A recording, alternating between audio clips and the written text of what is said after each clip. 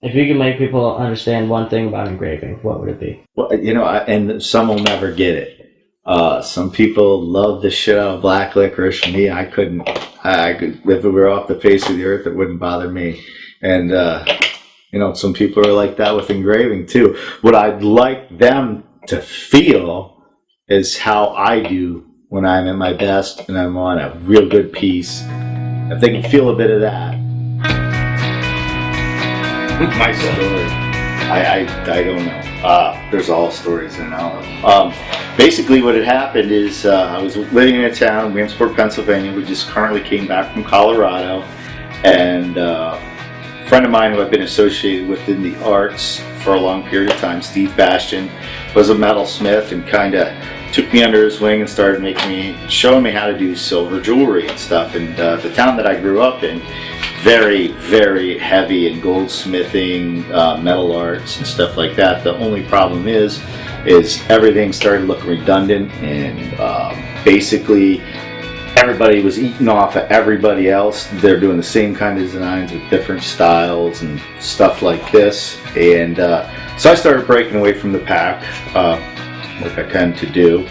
And I went to the James V. Brown Library in Williamsport, Pennsylvania, and came across this book, Steel Canvas. And I started flipping through it, and I remembered engraving from, I started out little hunting with my dad and stuff like that, and then a little bit of engraving. Just familiar seeing it with like gun shows and stuff. But I thought how cool it would be to start incorporating that into pieces of my work, because no one was really doing it at that period of time, and the things that I was doing a little different, of course everybody started doing a little different, so I tried to get ahead of the curve. So basically got on the internet and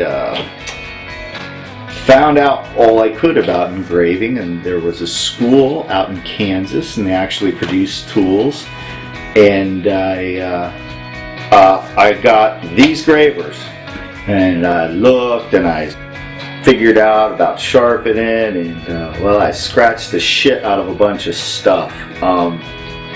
I guess you'd call that my first part of engraving, and that's when I really got into looking at. There's some forums out there that have tutorials and some real helpful stuff, and that's where I came across this tool place in Kansas that offered a week's course to go out and study with an accomplished engraver, find out, what tools you're using, what sharpening angles. But, I was working on silver and putting scratches and hacks on it before, and some really oddly shaped things that would, I guess, could be construed as scrolls and patterns. So, cut to all that, went out there, came back home.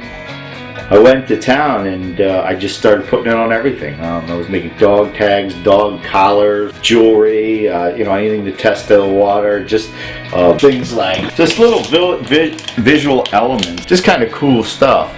Well, it became, not too long after that, I was involved in the arts. I really was into prints and stuff like that. So I started making these bigger and better things, and it got to a point where I wanted more, and I wanted to figure out how to be top of the game, or the best that I could possibly be.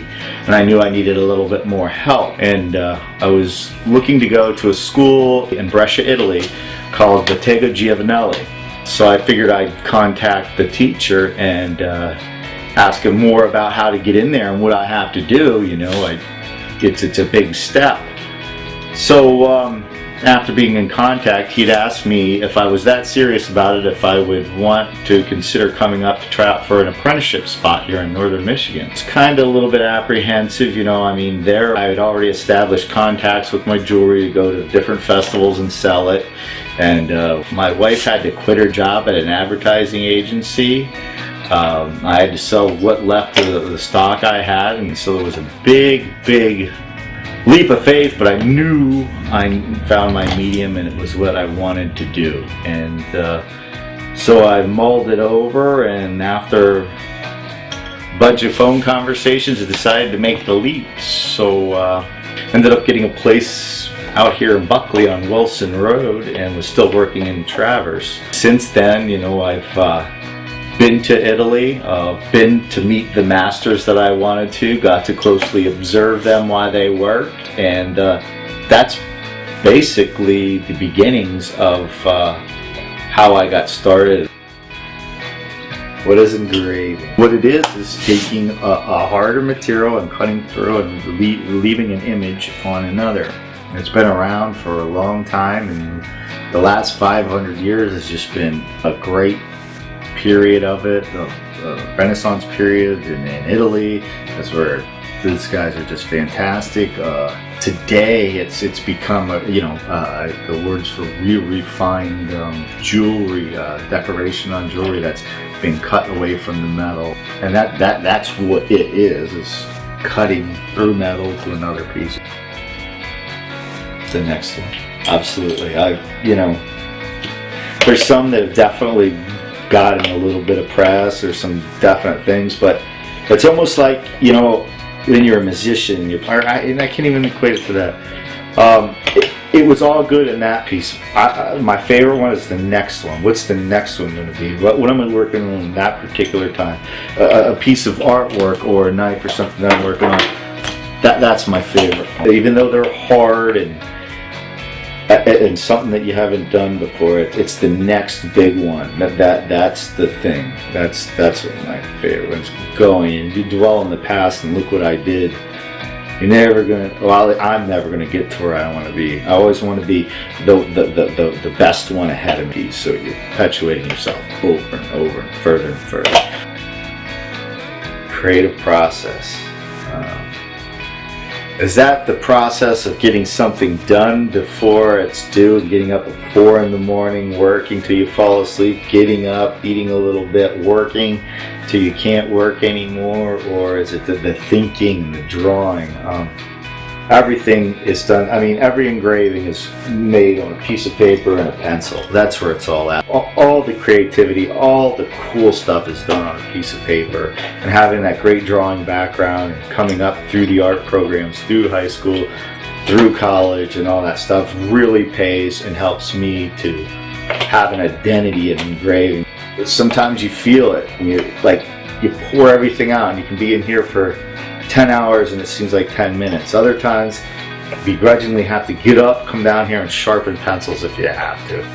I mean, that's part of the process too. My process in crunch time, like I'm right now, it's just balls to the wall.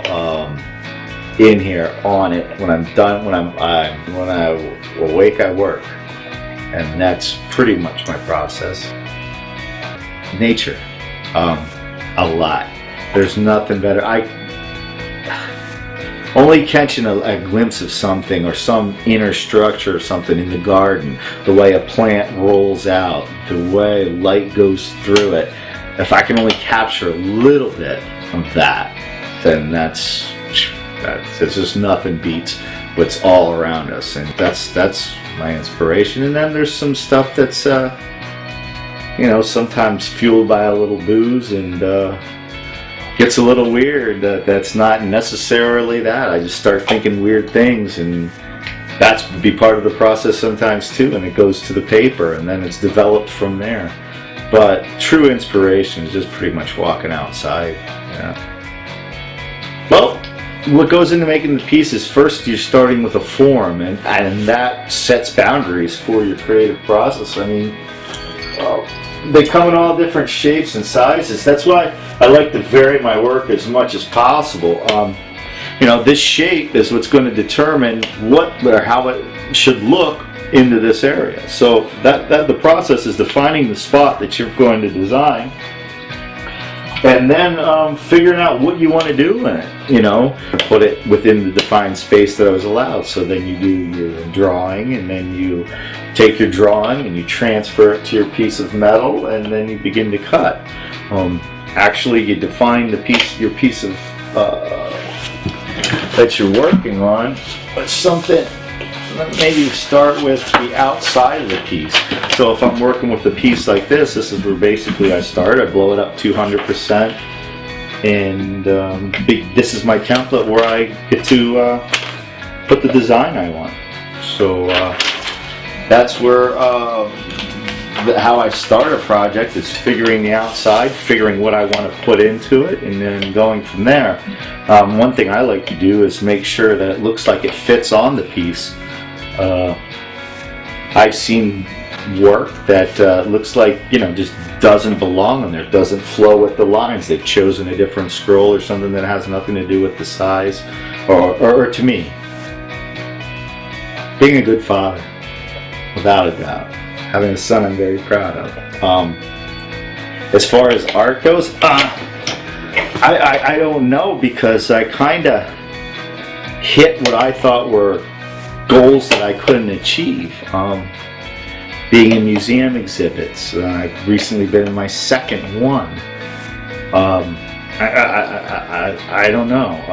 There again, I've been in a book. I thought that was going to be like, but things just keep growing, and almost like the last question of what's my favorite. It's like, what's next? Absolutely, positively. At least while I'm breathing. and then there are enough people that it's definitely an art form that's carried its time. I mean, we're finding things in Egyptian tombs that are engraved. I mean, that's before Jesus and this and that. And I definitely say, and those are the things that we have accountability of, not things that may have been lost beforehand. There will always be a place for engraving. Well, I use gravers, and if I'm doing printing plates on tungsten or something, I've been using hand push, which is that little graver tool right there.